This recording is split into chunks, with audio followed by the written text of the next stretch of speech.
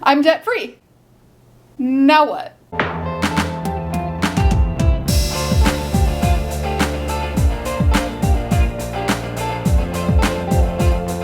Hey girl, welcome back to Glam Life by Meg, where I teach you how to efficiently and glamorously live your very best life. Say hi in the comments if you're new here. It's nice to virtually meet you.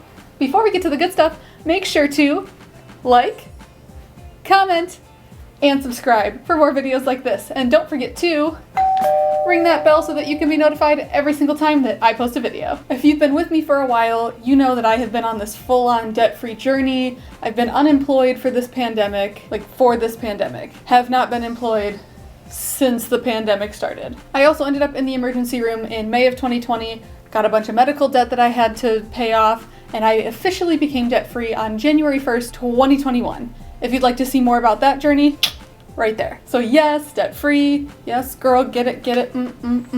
Now what do I do?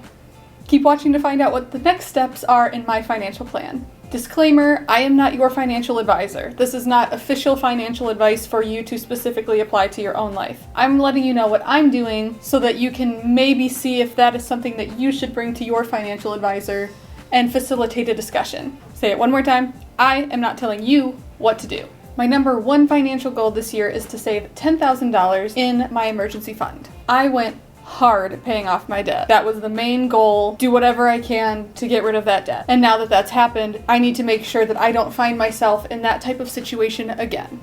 Which means $10,000 in my emergency fund. And I'd like to put it in a cute little high yield savings account so that it can just keep making more money on top of that money. 2020 really showed us that a dinky emergency fund is not gonna do anything for you. If you can't cover 3 to 6 months of your expenses, it's not really an emergency fund, now is it? I'm also getting married this year. He's right over there. Which, knock on wood, because we were supposed to get married last year, but obviously that didn't happen. It's okay. We have a date. As long as everything goes the way it's supposed to, we will get married this year. There are plenty of costs associated with getting married. So that is another financial goal of ours, is to get married without taking on any debt, which means having a budget, sticking to it, and making sure that we can have it all paid in full as we walk down the aisle. The last thing you want to do is start off married life with a bunch of debt. Yuck. Gross. Ew. No, wham bam, no thank you ma'am. And the third goal, we would love to end up in a house this year, if possible. So that means having a down payment to buy that house. So we have very ambitious goals this year. And before you ask, we are several years away from having children. Several years away.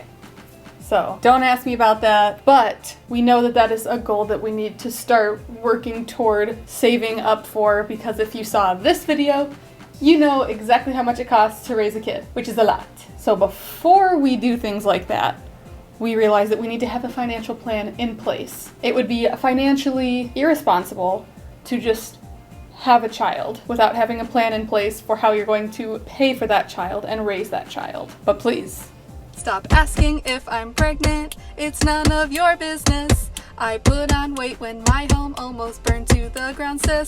Stop asking. My word of the year is growth. We are growing our wealth, we're growing our savings, we're growing our relationships, we're growing our knowledge, grow through what you go through, growing in all areas of life. So that's the financial plan. We have big, ambitious goals. Ideally, I will find employment this year, and ideally, this channel will grow enough to where I can make significant progress toward my goals. Before you go, make sure to let me know what your financial goals are in the comment section below. That's it for this video, and until next time, stay hydrated, sis.